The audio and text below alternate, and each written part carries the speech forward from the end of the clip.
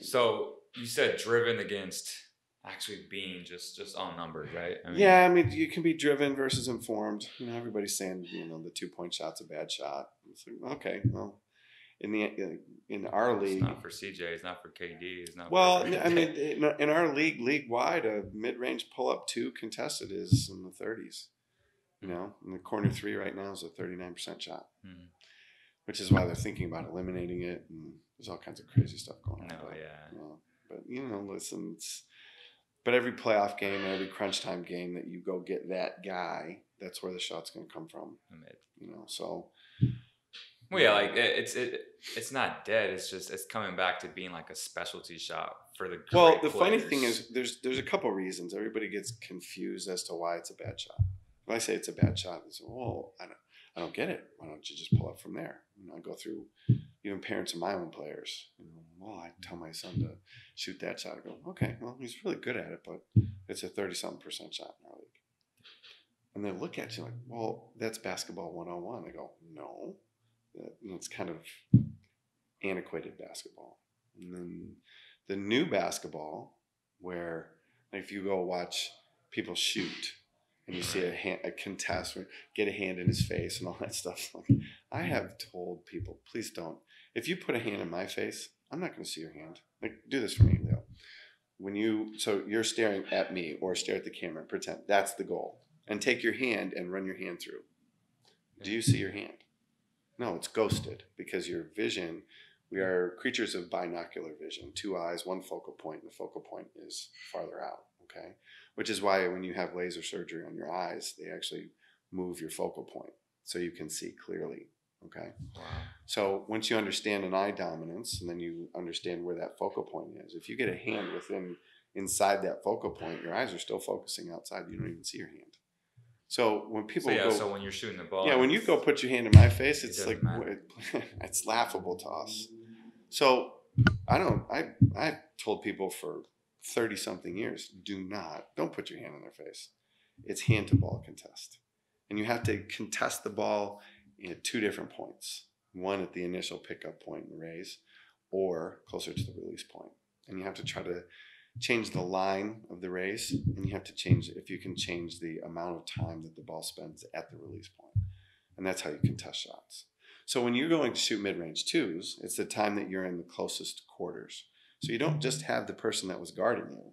You have all the help guys, all the shrink guys, and they're sticking their hands in there, and they're trying to get you to pick it up at a different time than you would, and move the ball around their hands, and now there's rear view contest, and people are coming from the sides, and it's a busy place now. And then all the time that you're like, people don't understand when somebody goes out and shoots in their driveway, and they're great shooters there. I get a kick out when I do speaking engagements. Coaches will ask that question. Well, I have a guy who shoots 75%, 80% out here in the driveway, but gets in games and da-da-da. Why is it so tough? And I said, well, what do you think? Well, the speed of the game, fatigue. I said, well, that's a small part of it. But the truth of the matter is it's decisions. You're going up there now, and now I'm playing against a drop big. The contests are going to come from here. There's 14 seconds on the shot clock. Is this a good shot? Am I supposed to attack?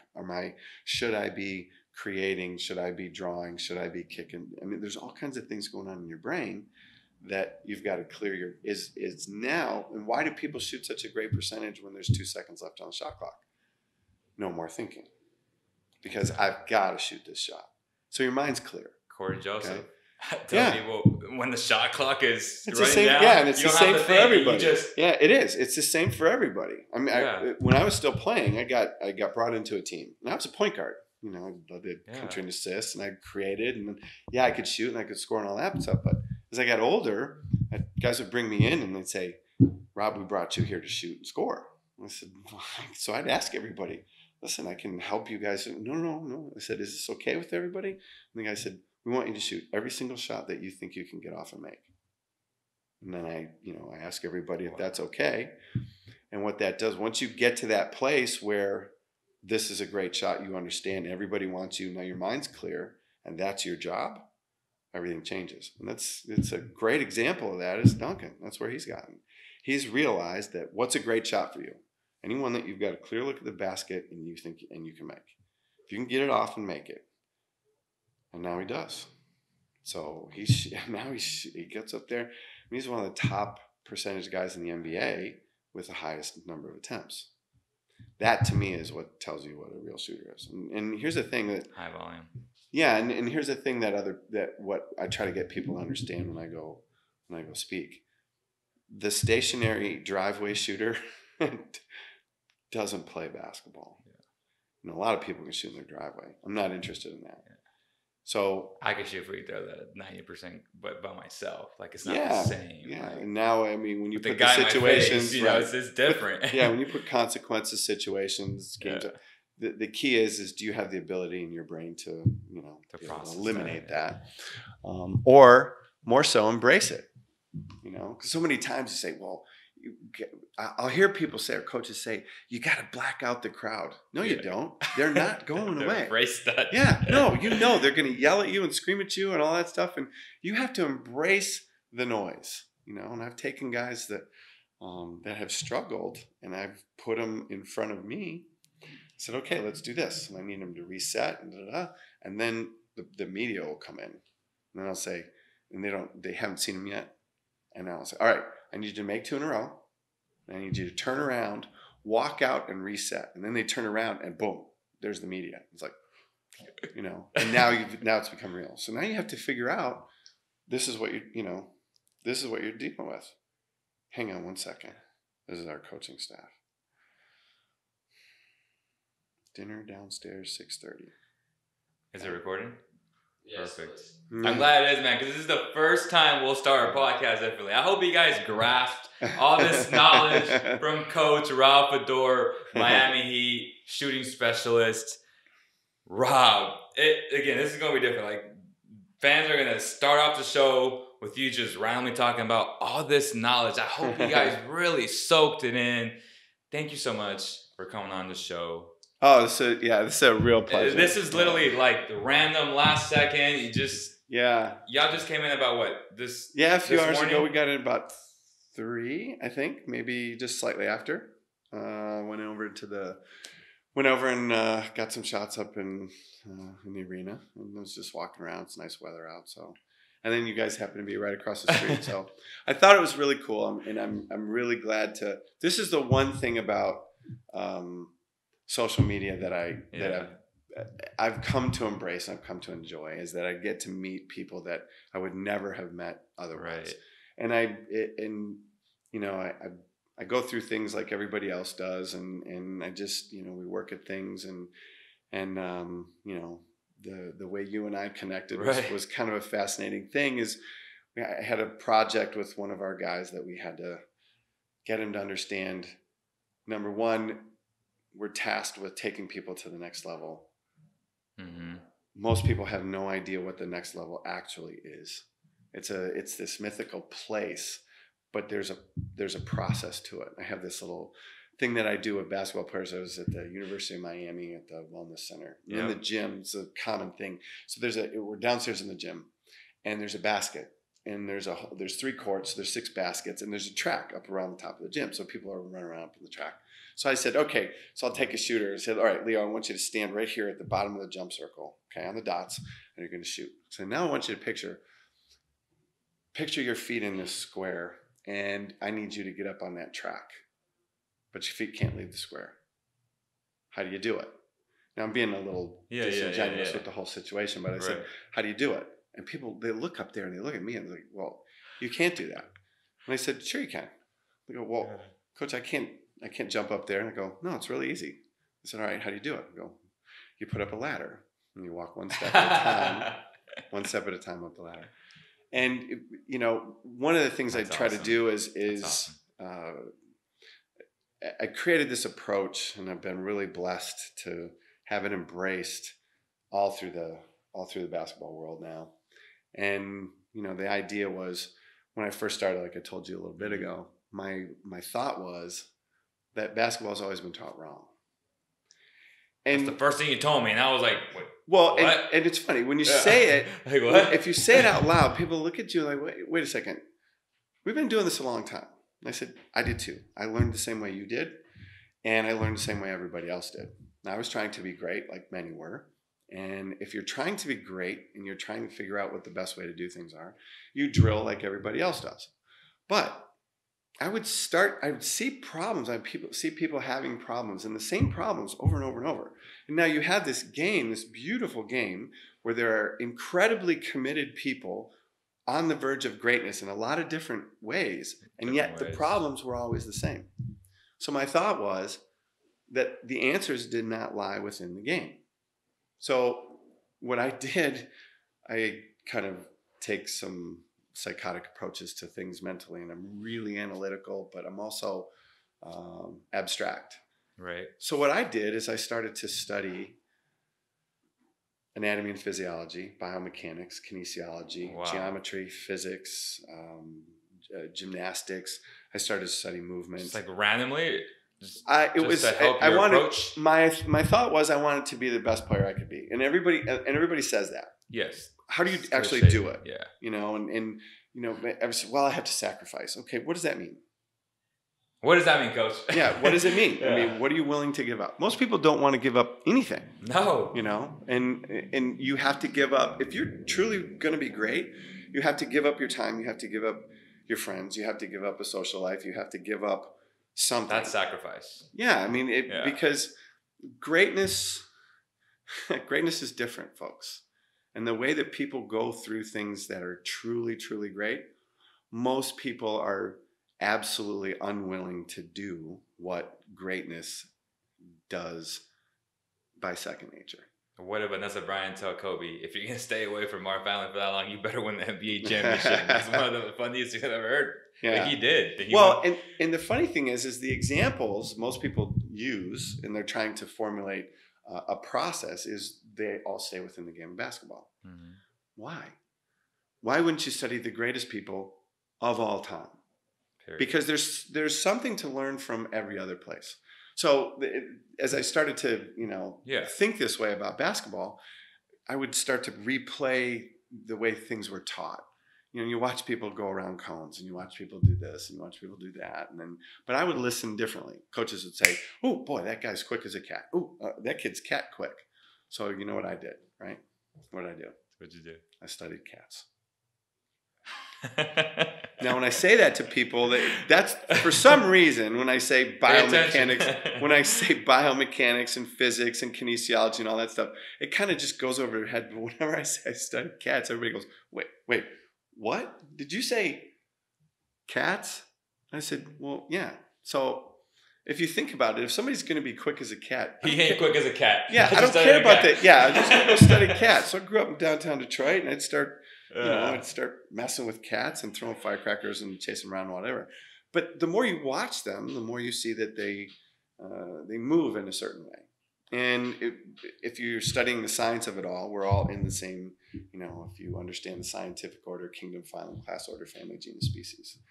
We are a species of what kingdom? We're in the animal kingdom. Well, so are cats. So if you watch the way cats move, there are commonalities between us because we're all in the animal kingdom. Mm-hmm. So studying the way cats move, I started to realize that they all did the same thing. And we can all picture it. So there was actually a scene on SportsCenter one time I was watching, and in SportsCenter happened to catch a lightning. It was a baseball game, Philadelphia Phillies or something. And a lightning bolt hit one of the light towers out in the stands. And the camera's on the field, and you caught the guys at first base. Oh, Now you can picture how everybody acted, right? Terrified. Yeah. Like that. So when you scare a cat, what does a cat do? The cat goes, they drop down and their legs go out and their head goes up like this. And why is that? It's their innate fight or flight response. Yeah. And if we are all in the animal kingdom, it means we all have it. So that being said, it's like, all right, so innate fight or flight response. That means, because that's a commonality between us and cats, that means I have it, you have it. So my thought was, if that is the quickest way that we are going to move, how do we then create a skill out of it? So what I did is I started to reverse engineer things. And then I'll go back to something else from kinesiology and anatomy and physiology. Makes you great, man. What the hell? Well, what happens is there's this really abstract way to come to something simple.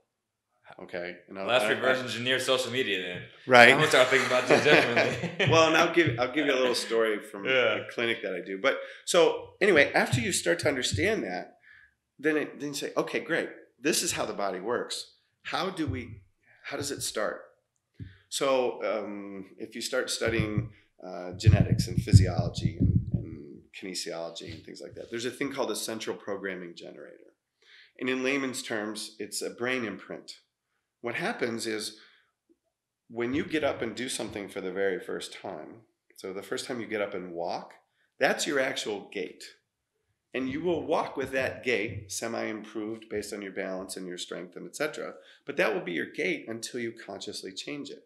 So you think about a little kid, the first time a little kid gets up and runs.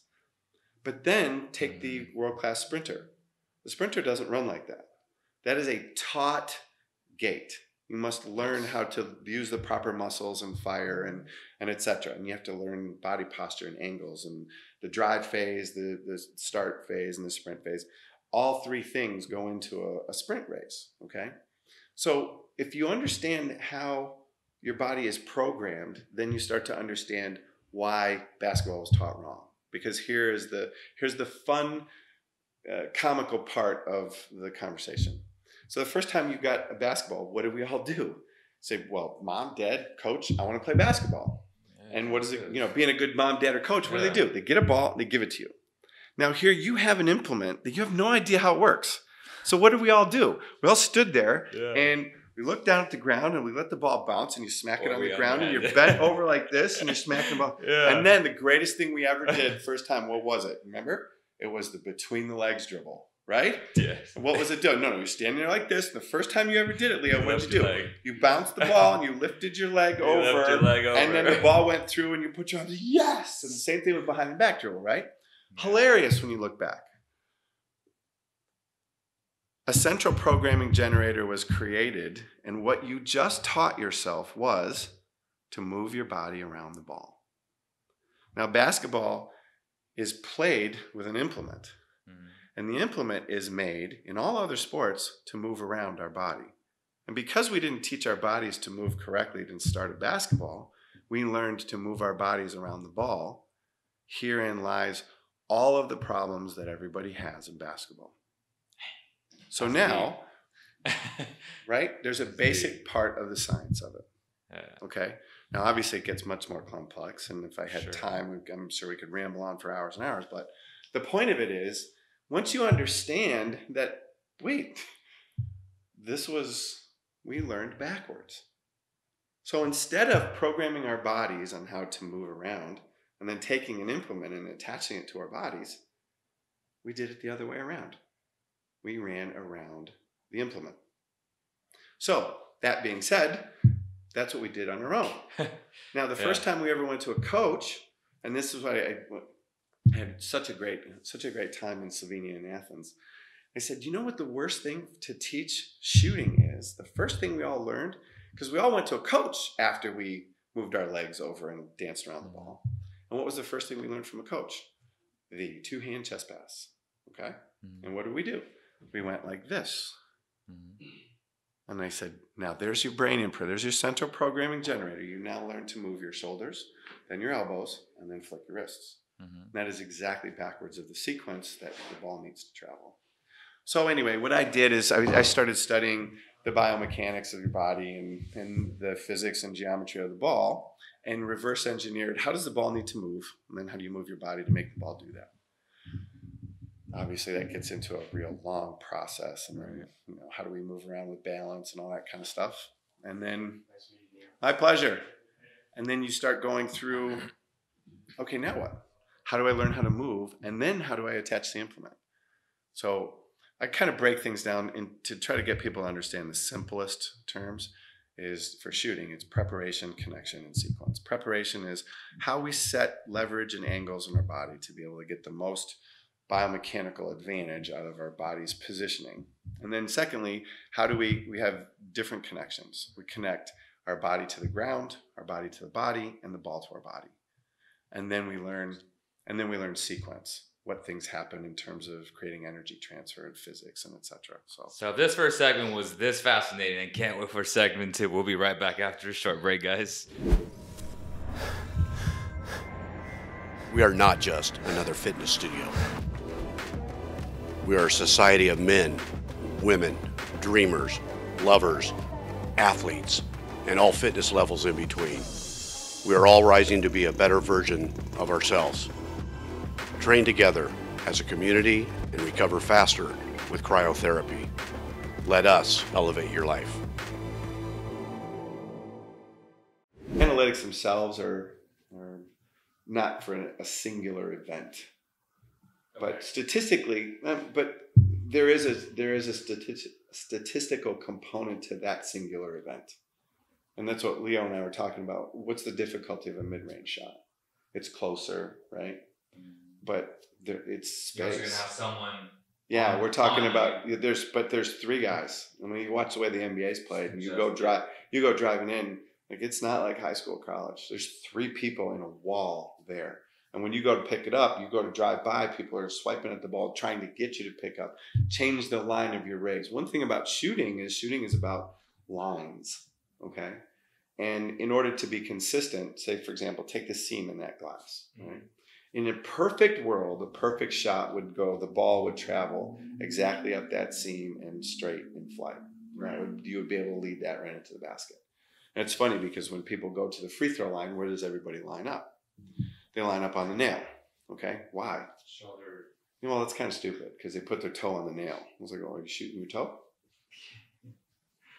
And you'll see guys, because when they'll put their toe on that nail and say, well, I put my toe on the nail because that's the center of the free throw line. Okay, great. Are you shooting with your toe? Well, no. So I'll take them and say, when they raise the ball up there, and I'll grab the ball. I say, okay, now move away, and I'll put the ball straight down. I said, now go stand behind that basket and look back and see where the ball is. And the ball is generally offset from the nail this much. So you're creating an angled shot when you could be shooting a straight one. A straight one obviously being more margin for error because the cone gets bigger. Right. If you start from the center, you have a 9-inch radius on both sides. Now if you angle that off, you've created a 4.5-inch radius on one side or the other, give or take. Obviously, it's a little different. And then if you start talking about, I talk about angle of ascent, angle of descent, forward acceleration, all this kind of stuff in physics. Now you start marrying those up, and you wonder why people struggle. The only thing that matters is the ball. This is why I'm missing all my free throws. No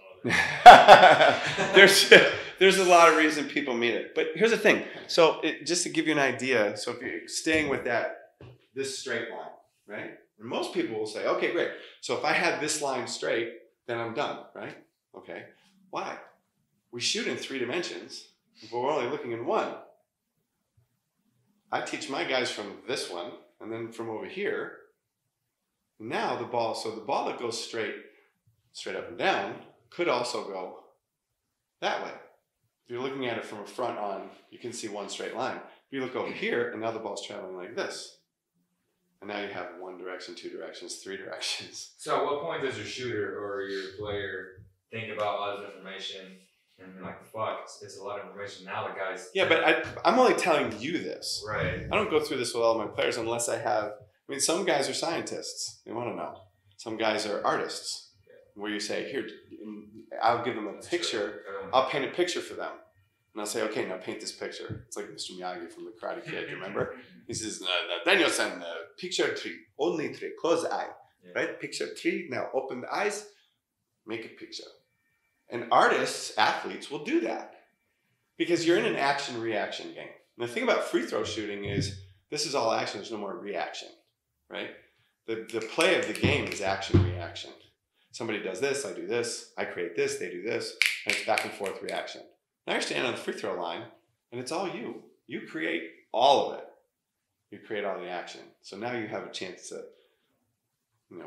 paralysis by analysis. So if people talk about that. I think people are, there's a lot of times they're just looking for phrases to explain why we can't solve a problem. Sure. Well, so accepting the 3-point shots make all the sense in the world. now I'm watching, you know, Damian Lillard shooting from bloody like the logos. How far back are these players going to go behind the line? Well, it depends on energy transfer. Okay, if you have it, like my range may be different than yours. Just because my range is if I'm in my range, then it's a good shot for me. It may not be a good shot for you. But if, like I say to Duncan all the time, if you're in your range, you're in your range. I don't care if it's 30 feet. Shoot it. If you're in your range, that is a quality, comfortable, unforced distance of a shot. Now, in order to get to that, that's where the physics part of it comes. Right. And that's where I talk about sequence, and I'll give you a little visual. So this will give you an idea about sequence and energy transfer, because basketball shooting is a lot about energy transfer. And when I say sequence, is what happens first, what happens second, when you attach forces. Okay. So if this is my upward force, right, and I take that basketball and I bounce it, and I bounce the ball, we can see the ball bounce, and here it comes. If I attach that upward force, there's the ball, and I attach it there, nothing happens to the ball. Now I bounce the ball, and I take the same force, and I attach it when the ball's going on the way up. Now that energy transfers into the energy of the ball, and now I can make the ball go a long distance without a lot of effort. So it requires proper sequencing, okay? So if I get the order right, if I set my levers in my body right, and I can transfer the energy up, and then take that and put it in the ball, which is the only thing that matters, then you can create long distance shooters who don't stress to shoot. Now, one of the difficulties is if I learn how to put distance on a shot, put power on a shot, how do we take it off? Because now somebody's got to shoot a 4-footer. So what you do is you reduce leverage or reduce momentum, okay?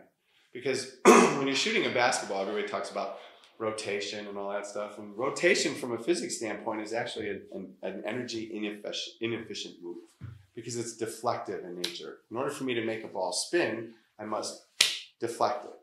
Yes. Okay? If I was going to make it go fast, I'd hit it right in the center and boom! It would go with no spin. Okay? But when I do this, and I make it rotate, and people say, well, they had this visual where they throw some rotation out there and the ball's going forward, and it hits something on the floor, and it grabs and it kind of slows down forward acceleration. So see, it makes us touch softer. Well, that isn't quite how the equation works, but it's a visual that everybody understood, okay? But when you start talking about how do we create this forward energy with a deflective move, and the answer is you have to add other forces. Yeah. Okay, you have to add momentum through your body. If you're going to deflect the ball, then you have to add more forces. The more forces that you add, the more variables that you have. So you're adding possibilities for error versus eliminating them. Okay, so I actually teach 3 different kinds of shots. One that goes fast for somebody that's little and they're trying to use all your body's momentum. Others that jump up. It depends. The shots are based on the nature of the space that you create. Yeah.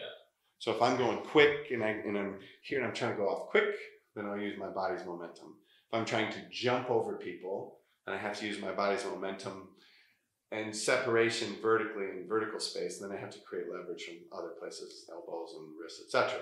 And then there are others where I'm in close quarters with the bigs. Like picture Dirk Nowitzki, and he's smashing up against people, and he creates all of his leverage from his elbow. Okay, so with that, like how Dirk shoots it, Dirk's actually trying to take spin off the ball. So there's less rotation because it's more energy efficient within what he's doing. Whereas somebody out from the deep, like a Steph, he's got to add his body and add spin. Right, so you have to be able to transfer those in, and et cetera, et cetera. So it's really kind of fun, Leo, because I'll meet a trainer in the gym, and a guy will say, yeah, I want to do what you do. How do you do that? Imagine starting like, I said, well, I don't use cones. I feel like I need to call my high school coach. Hey, what? What the Don't mention it. No, and I love the process.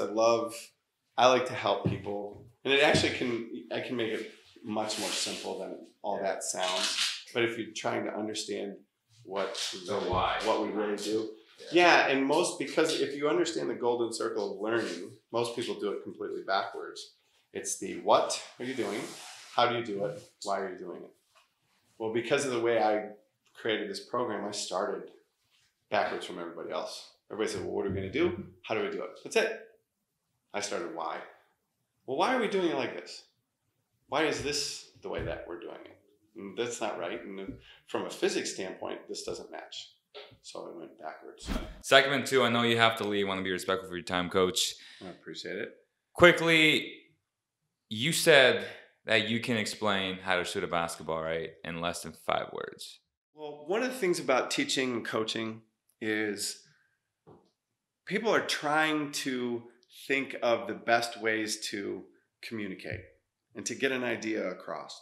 So I have a lot of fun with people doing that. Yeah. And if you're listening to the first part of what we talked about, yeah, everybody looks at me and goes, oh my God, that's so complex. So complex. And I said, this is an understanding that in order to be able to teach something, you have to know it in a way that any possible question that you're going to have, you understand what the answer is. You understand why, then how, and then what. Most people think of what am I doing and how do I do it? And that's it. But instead of what am I doing, like I told you, I went backwards and I said, well, why are we doing it this way? It doesn't match up. The genetics of it, the biomechanics of it, the science, the geometry of it, it doesn't match up with what we're trying to accomplish. So we started backwards. So to boil it all down, it's kind of a very complex way to get to something very simple. So I have a lot of fun with coaches, understanding that when you have a learner or player or student or son or daughter, that they're going to learn different ways. Some people are feel learners. Some people are visual learners. Right. Some people are auditory learners. Some people are scientists. Some are mechanics. Some are artists. And you have to be able to communicate with all of them. You have to be able to say the same thing in 75 different languages. But the master language must be able to permeate through all of those different understandings. So I had a blast last summer. I was blessed. I got to travel all over the world doing coaches clinics with some really super high level coaches. Are you doing that this year? Yeah, I do. I do. I have. Can I follow you around? Just record for you, man. I just want to soak in the whole knowledge. It's really a lot of fun, and I feel blessed to be able to, as most of us do, to be able to have the one thing that we love, be able to take us to the places that we dream of, and teaching other people, right? I mean, you're teaching them and to be around the best that people, you love, the best people in the world, and you get to learn from so many different people. But so I have fun with coaches, and I said, okay, I want everybody to understand. I want you to think of this, and I want you to explain shooting to me. Mm-hmm. So as coaches, people start to go, okay, and then there's like 50 different things going through your head, and okay, I got to do this, and you got to follow. I have to say it perfectly. It's so funny because if I say, "What's the one most important thing?" and they'll say, "Follow through" or something, and I'll go back and name the 50 things before that you probably need to know. But so I'll ask that question and say, "Explain shooting in one sentence." Then, after you get all these thoughts running through your head, now you got to boil it down in one sentence, and then I say, "Okay, ready?" And I need you to do it in 5 words or less. Because when you have a student there for the very first time and you're trying to explain something, you need to be able to explain it clearly and concisely. And everybody understands that. But it's what people do is they may give you one sentence and then there's about 12 different qualifying sentences and then there's a pre-qualifier and then we'll go back and there's explanations and here's what I mean. And you just defeated everything you just did. Think of one singular thing. And you want to be able to communicate that idea to all the different types of learners, right? So I did this with coaches, and coaches are pretty complex because they're really sharp. They have purpose to everything that they want to do without thinking in the simplest forms. If you say, well, just do this. Yeah. So I asked the question. And I've got 100 people there, and everybody's looking at each other, and they can't really And now I said 5 words or less, and somebody finally says, I said, anybody have a thought? No, there's nothing that could be wrong here. And somebody finally says, throw it to the basket. Close. And I said, wow, that is really close. And I said I wouldn't necessarily use the word throw because that can be misinterpreted. And I said, in 5 words or less, pass it to the basket. And I actually teach that way. You know, if I have to rebuild somebody, that's a lot of where we start. Is just pass it to the basket. It's simple, and everybody can do it, and everybody can pass it in a way that looks beautiful. And I showed you, you get in that game and you show them how to pass with one hand. And really, if you think about the simplest form of shooting, which most people fall into the category of, like I told you, I teach 3 different kinds of shots, but most people fall into the category of passing into the basket. And if you can pass it back and forth and make the ball spin and go to your target just like you're trying to, all you have to do is change the launch angle and pass it to the basket. So I have a method that I teach everybody. It's called 1, 2, through.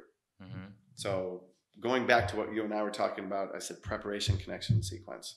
And this is a teaching method of this one particular momentum shot, I call it. The 1, 2, through is you get the ball in your hands and you load, and you load everything. You get your body set up, you set your wrist. The 2 move is you raise the ball into the angle that you want to launch on, and then you just go through it. And that's it. And you can make it that simple. The funny thing is when you go to have people pass it, they pass it beautifully. And if you tell them to shoot it, all these machinations, and they start twisting up because they've added consequence, and they have an imprint in their brain, like we were talking about with central programming generators. They have an imprint in their brain of when we took little kids and we gave them a ball that was too big and a basket that was too high, and we put defense in front of them. They had to make up all kinds of crazy stuff to get the ball to the basket because we're forcing the game too quickly. That's so true. Yeah. For 24 years of my life, I would shoot like Joe Kim Noah. But my shot would go in though. Yeah. But I was so self-conscious of, shooting my shot like that, and I could shoot from anywhere because most of my energy, it's easier. Well, and eventually I was embarrassed. I was embarrassed of the shot. So it took me literally like a full year to now shoot more traditionally, and my elbow was killing me because now I'm putting my force, it's more like this. It's like so much pain in my elbow, but it took an adjustment period for me to kind of like. Yeah, and it's funny too because I almost never worry about the shooting elbow. Yeah. I had the clinic I did with the Finnish Federation. It was great. We had so much fun, and I stood there and I looked at this one player. He's a pretty good player, plays for the national team, and was trying to help him with.